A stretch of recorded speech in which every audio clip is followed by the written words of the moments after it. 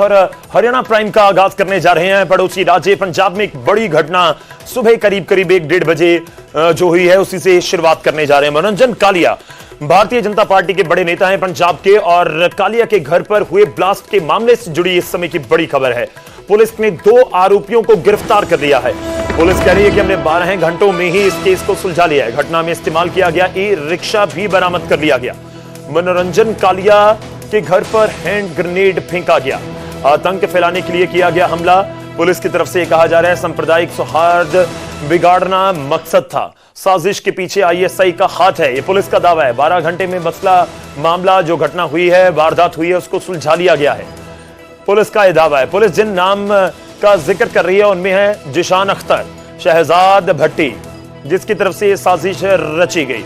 2 आरोपियों को पुलिस ने सामने लाया। उनका मुंह ढका हुआ था। कैसे गिरफ्तारी हुई है, कैसे आईएसआई का लिंक निकलकर सामने आ रहा है, बहुत सारे सवाल हैं। और पुलिस की तरफ से जिक्र किया गया और कहा गया कि केंद्रीय एजेंसियों के संपर्क में है, एक बड़ा ऑपरेशन चल रहा है। पुलिस की तरफ से जानकारी दी गई है। और आपको बता दें कि जालंधर में मनोरंजन कालिया के घर पर रात करीब 1 बजे धमाका हुआ। और ये तस्वीरें हम आपको दिखा रहे हैं। पहली तस्वीर है 2 आरोपी जो गिरफ्तार किए गए हैं, उनकी तस्वीर। हालांकि मुंह के ऊपर काला कपड़ा आपको नजर आ रहा होगा और आरोप है कि इनकी तरफ से ही इस हमले को अंजाम दिया गया है। पंजाब के बड़े नेता हैं, भारतीय जनता पार्टी के हिंदू नेता हैं पंजाब में, और मनोरंजन कालिया जिनके घर को टारगेट किया गया। आपको यह भी बता दें कि रात करीब 1-1:30 बजे ये पूरा घटनाक्रम हुआ जब हैंड ग्रेनेड या बम नुमा चीज कोई फेंक दी गई। और इस बीच 2 आरोपियों को गिरफ्तार करने का दावा पुलिस कर रही है। दोनों आरोपियों की एक तस्वीर जारी कर दी गई है। पहली तस्वीर न्यूज 18 पंजाब के ऊपर, न्यूज 18 पंजाब हरियाणा के ऊपर सबसे पहले आप देख रहे हैं।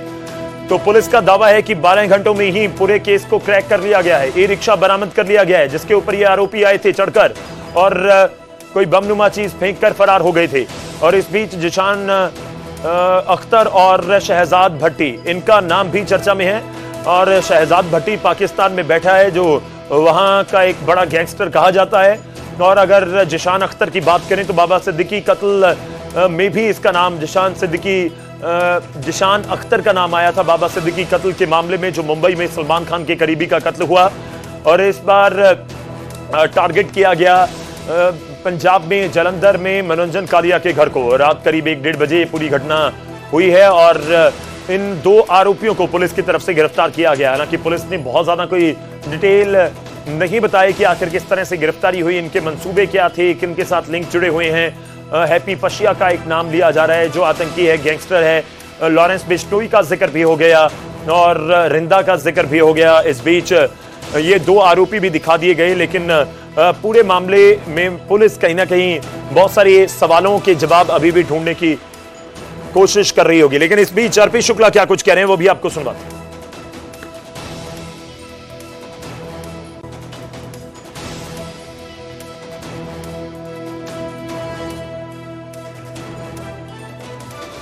ਜਲੰਧਰ ਦੇ ਵਿੱਚ ਇੱਕ ਬੀਜੇਪੀ ਲੀਡਰ ਦੇ ਘਰ ਦੇ ਬਾਹਰ ਦੇਰ ਰਾਤ ਹਮਲਾ ਹੋਇਆ ਸੀਗਾ। ਹਾਲਾਂਕਿ ਇਸ ਨੂੰ ਲੈ ਕੇ ਲਗਾਤਾਰ ਪੁਲਿਸ ਇਹਦੇ ਵਿੱਚ ਕੰਮ ਕਰ ਰਹੀ ਸੀ ਤੇ 12 ਘੰਟੇ ਦੇ ਅੰਦਰ ਅੰਦਰ ਇਸ ਪੂਰੇ ਕੇਸ ਨੂੰ ਟ੍ਰੇਸ ਕਰ ਲਿਆ ਗਿਆ।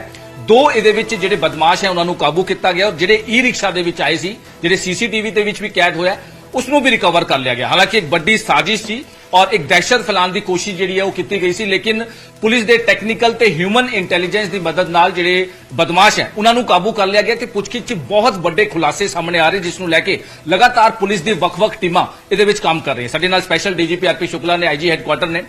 ਸ਼ੁਕਲਾ ਸਰ, ਕਿਉਂਕਿ ਕਹਿ ਸਕਦੇ ਹਾਂ ਦੇਰ ਰਾਤ ਜਿਹੜਾ ਹਮਲਾ ਹੋਇਆ ਸੀਗਾ, ਹਾਲਾਂਕਿ ਉਹਨੂੰ ਲਗਾਤਾਰ ਟੈਕਨੀਕਲ ਤੇ ਹਿਊਮਨ ਇੰਟੈਲੀਜੈਂਸ ਨਾਲ ਪੁਲਿਸ ਕੰਮ ਕਰ ਰਹੀ ਸੀ, ਕਿ ਵੱਡੀ ਸਫਲਤਾ ਹਾਸਿਲ ਹੋਈ ਹੈ। जी बिल्कुल, जिस तरह तुम जानते हो कल रात ਨੂੰ 1 ਵਜੇ ਦੇ ਕਰੀਬ मनोरंजन कालिया साहब ਦੇ ਰੈਜ਼ੀਡੈਂਸ ਦੇ ਉੱਤੇ हैंड ग्रेनेड ਸਿੱਟਿਆ ਗਿਆ और ਇਮੀਡੀਏਟਲੀ ਉੱਥੇ ਪੁਲਿਸ ਆਫਸਰ, ਸੀਨੀਅਰ ਆਫਸਰਸ ਪਹੁੰਚ ਗਏ और ਉਸ ਦੀ ਤਫਤੀਸ਼ ਸ਼ੁਰੂ ਕਰ ਦਿੱਤੀ ਗਈ। और ਇਹ ਪੰਜਾਬ ਪੁਲਿਸ ਦੀ ਇੱਕ ਵੱਡੀ ਕਾਮਯਾਬੀ ਸਮਝੀ ਜਾਵੇਗੀ ਕਿ 12 ਘੰਟੇ ਦੇ ਵਿੱਚ ਅਸੀਂ ਇਸ ਕੇਸ ਨੂੰ ਟ੍ਰੇਸ ਵੀ ਕਰ ਲਿਆ और ਜਿਹੜੇ 2 ਅਕਿਊਜ਼ਡ इस केस ਦੇ ਵਿੱਚ ਇਨਵੋਲਵਡ ਸੀਗੇ ਉਹਨਾਂ ਨੂੰ गिरफ्तार कर लिया गया है और ਜਿਹੜਾ ऑटो रिक्शा है उसनू भी रिकवर कर लिया गया। प्राइमरी इन्वेस्टिगेशन की आया किदा हथ है, किसने ये सारा जो दहशत फैलाने की काम जी प्राइमरी इन्वेस्टिगेशन है उस तो ये पता लगता है कि ये ISI वालों ਇਸ ਨੂੰ ਫਿਊਲ ਕੀਤਾ ਗਿਆ। ਉਹ ਚਾਹੁੰਦੇ ਨੇ ਕਿ ਪੰਜਾਬ ਦੇ ਵਿੱਚ ਇੱਕ ਕਮਿਊਨਲ ਟੈਂਸ਼ਨ ਪੈਦਾ ਕੀਤੀ ਜਾਵੇ। ਜਿਹੜੇ ਇੱਥੇ ਵੱਖ-ਵੱਖ ਲੋਕ ਰਹਿੰਦੇ ਆ ਉਹਨਾਂ ਦੇ ਵਿੱਚ ਦਹਿਸ਼ਤ ਔਰ ਭੈ ਦਾ ਮਾਹੌਲ ਪੈਦਾ ਕੀਤਾ ਜਾਵੇ। ਔਰ ਇਹ ਜਿਹੜੇ ਅਭੀ ਹੁਣ ਤੱਕ ਦੀ ਜਿਹੜੀ ਇਨਵੈਸਟੀਗੇਸ਼ਨ ਹੈ ਉਸ ਤੋਂ ਇਹ ਰਿਵੀਲ ਹੁੰਦਾ ਹੈ ਕਿ ਪਾਕਿਸਤਾਨ ਦੇ ਜਿਹੜੇ ISI ਦੇ ਮਾਸਟਰਮਾਈਂਡ ਇਹ ਜ਼ੀਸ਼ਾਨ ਅਖਤਰ ਜਿਹੜਾ ਕਿ ক্লোਜ਼ ਐਸੋਸੀਏਟ ਹੈ ਆਪਣੇ ਲਾਰੈਂਸ ਬਿਸ਼ਨੋਈ ਦਾ ਔਰ ਸ਼ਹਿਜ਼ਾਦ ਭੱਟੀ, ਇਹਨਾਂ ਦੇ ਇਨਵੋਲਵਮੈਂਟ ਹੁਣ ਤੱਕ ਸਾਹਮਣੇ ਆਇਆ ਹੈ। ਬਾਕੀ ਇਸ ਦੀ ਇਨਵੈਸਟੀਗੇਸ਼ਨ ਜਾਰੀ ਹੈ ਔਰ ਜਿਹੜੀ ਸਾਡੀ ਸੈਂਟਰਲ ਏਜੰਸੀਜ਼ ਹੈ ਉਹਨਾਂ ਦੇ ਨਾਲ ਰਲ ਕੇ ਅਸੀਂ ਆਪਰੇਸ਼ਨਸ ਲਾਂਚ ਕੀਤੇ ਹੋਏ।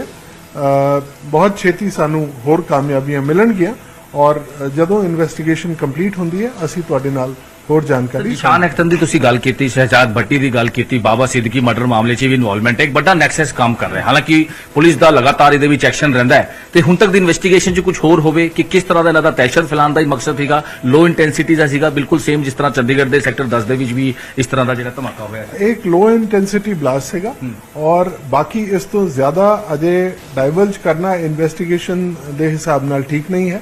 ਜਦੋਂ ਸਾਡਾ ਇਹ ਇਨਵੈਸਟੀਗੇਸ਼ਨ ਕੰਪਲੀਟ ਹੁੰਦੀ ਹੈ ਅਸੀਂ ਇਸ ਕੇਸ ਦੇ ਹੋਰ ਸਾਰੀ ਡਿਟੇਲਸ ਤੁਹਾਡੇ ਨਾਲ ਸਾਂਝੀ ਕਰਾਂਗੇ। ਸਰ ਈ ਰਿਕਸ਼ਾ ਜਾਂ ਜਿਹੜੇ ਦੋ ਅਕਿਊਜ਼ਡ ਹੈ ਉਹਨਾਂ ਦੇ ਬਾਰੇ ਥੋੜੀ ਜਾਣਕਾਰੀ ਮਿਲ ਸਕੇ ਕਿ ਕੋਈ ਪੈਸਾ ਦਿੱਤਾ ਸੀਗਾ ਉਹਨਾਂ ਨੂੰ ਜਾਂ ਕੋਈ ਲਾਲਚ ਦਿੱਤਾ ਸੀਗਾ, ਕਿਉਂਕਿ ਪਹਿਲਾਂ ਵੀ ਜਿਹੜੀ ਪੁਲਿਸ ਵੱਲੋਂ ਗ੍ਰਿਫਤਾਰੀਆਂ ਹੋਈਆਂ ਜਿਹੜੇ ਨਾਬਾਲਿਗ ਨੇ ਜਾਂ ਫਿਰ ਹੋਰ ਜਿਹੜੇ ਉਹਨਾਂ ਨੂੰ ਲਾਲਚ ਦੇ ਕੇ ਜਾਂ ਉਹਨਾਂ ਨੂੰ ਕਿਸੇ ਤਰ੍ਹਾਂ ਦਾ ਉਹ ਕਰਕੇ ਆਪਣੀ ਸਾਈਡ ਖਿੱਚਣ ਦੀ ਕੋਸ਼ਿਸ਼ ਕੀਤੀ ਜਾਂਦੀ ਹੈ। ਜਦੋਂ ਇਹ ਤਫਤੀਸ਼ ਮੁਕੰਮਲ ਹੋ ਗਈ ਅਸੀਂ ਇਹ ਸਾਰੀ ਡਿਟੇਲਸ ਕਿਵੇਂ ਸ਼ੁਰੂ ਹੋਇਆ, ਕਿਸਨੇ ਇਸ ਨੂੰ ਅੰਜਾਮ ਦਿੱਤਾ, ਕਿੰਨਾ ਕੀ ਲਾਲਚ ਦਿੱਤਾ ਗਿਆ, ਕੀ ਕਾਰਨ ਸੀ, ਇਹ ਸਾਰੀਆਂ ਗੱਲਾਂ ਤੁਹਾਡੇ ਸਾਹਮਣੇ ਰੱਖਾਂਗੇ। ਲੇਕਿਨ ਜਦੋਂ ਤੱਕ ਇਨਵੈਸਟੀਗੇਸ਼ਨ ਸਾਡੀ ਚੱਲ ਰਹੀ ਹੈ, ਸਾਡੀ ਟੀਮਾਂ ਬਾਹਰ ਗਈਆਂ ਹੋਈਆਂ ਨੇ, ਉਦੋਂ ਤੱਕ ਅਸੀਂ ਇਹ ਡਾਈਵਰਜ ਕਰਨਾ ਠੀਕ ਨਹੀਂ ਸਰ ਹੋਵੇਗਾ। ਏਜੰਸੀਜ਼ ਨਾਲ ਵੀ ਲਗਾਤਾਰ ਤੁਸੀਂ ਤਾਲਮੇਲ ਕਰ ਰਹੇ ਹੋ, ਕਿਸ ਤਰ੍ਹਾਂ ਦਾ ਤਾਲਮੇਲ ਜਿਹੜੀ ਹੈਗੀ ਅੱਗੇ ਇਹ ਚੀਜ਼ਾਂ ਨਾ ਹੋਣ ਉਸ ਨੂੰ ਲੈ ਕੇ ਵੀ ਕੰਮ ਕੀਤਾ ਜਾ ਰਿਹਾ? ਨਹੀਂ, ਸਾਡਾ ਹਮੇਸ਼ਾ on day to day basis ਸਾਡੀ ਸੈਂਟਰਲ ਏਜੰਸੀਜ਼ ਨਾਲ ਪੂਰਾ ਤਾਵੁਨ ਹੈ ਔਰ ਇਨਫੋਰਮੇਸ਼ਨ ਸ਼ੇਅਰਿੰਗ ਹੁੰਦੀ ਰਹਿੰਦੀ ਹੈ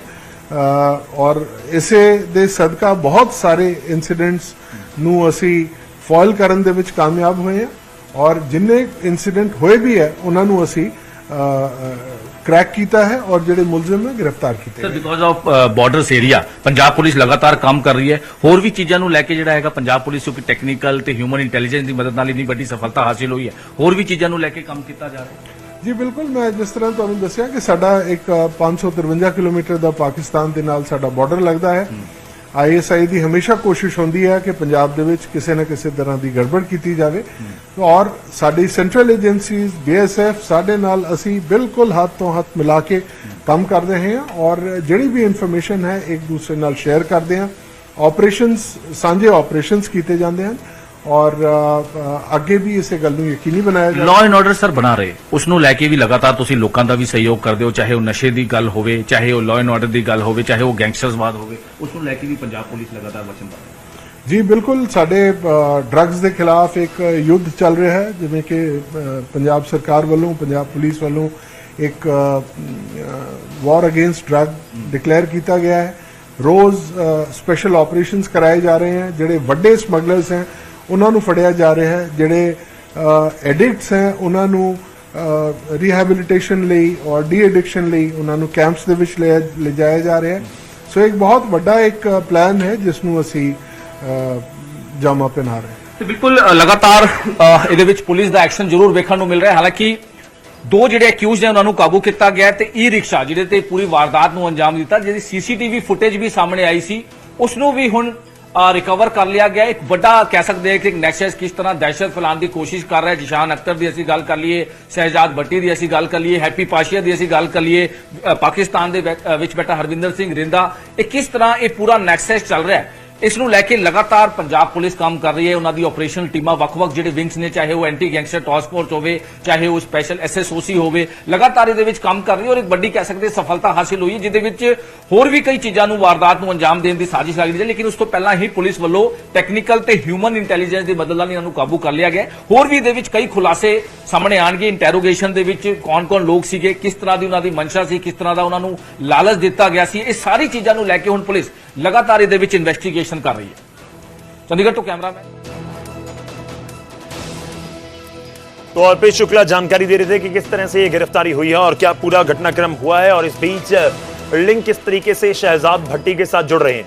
देखिए, शहजाद भट्टी जिसका नाम लिया जा रहा है, इसकी एक वीडियो कुछ समय पहले सामने आई थी जिसमें ये लॉरेंस बिश्नोई के साथ वीडियो कॉल के ऊपर बात कर रहा था। लॉरेंस भारत की जेल में है और जो शहजाद भट्टी है ये पाकिस्तान में बैठा हुआ है, और इनके लिंक आपस में कहे जाते हैं, ये आपस में बातचीत कर रहे थे। वो वीडियो भी खूब वायरल हुई थी। और इस बीच अब जालंधर में इससे पहले भी एक घटना हुई थी, वहां पर जब ग्रेनेड फटा नहीं था उसमें भी शहजाद भट्टी का लिंक निकलकर सामने आ रहा था। और इस बीच मनोरंजन कालिया के घर पर हुए हैंड ग्रेनेड के मामले में भी शहजाद भट्टी, जिशान अख्तर, इनके नाम आ रहे हैं। हैप्पी पशिया का नाम पुलिस की तरफ से लिया जा रहा है और दावा यही है पुलिस का कि इस पूरे मामले में एक चीज साफ हो रही है कि कहीं ना कहीं कोशिश की गई कि ये पूरा माहौल पंजाब का खराब किया जाए।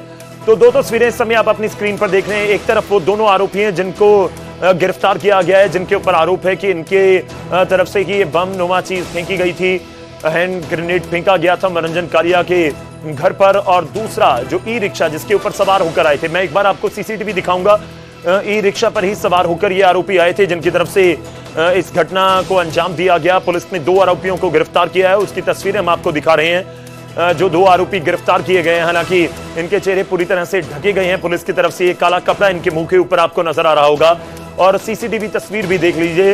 ई रिक्शा में बैठकर ये आरोपी वहां पर पहुंचे, उसके बाद 10 सेकंड बाद एक ब्लास्ट होता है और ये भाग जाते हैं वहां से आरोपी। ई रिक्शा पर ही सवार होकर आए थे। ई रिक्शा आपको सीसीटीवी में इस समय नजर आ रही होगी और पुलिस का दावा है कि ये वही सीसीटीवी है। सीसीटीवी और जो बरामद किया गया ई रिक्शा लगभग सेम नजर आ रहे हैं और पुलिस का दावा यही है कि आरोपी गिरफ्तार कर लिए गए हैं और इसके साथ ही ई रिक्शा को भी बरामद कर लिया गया है।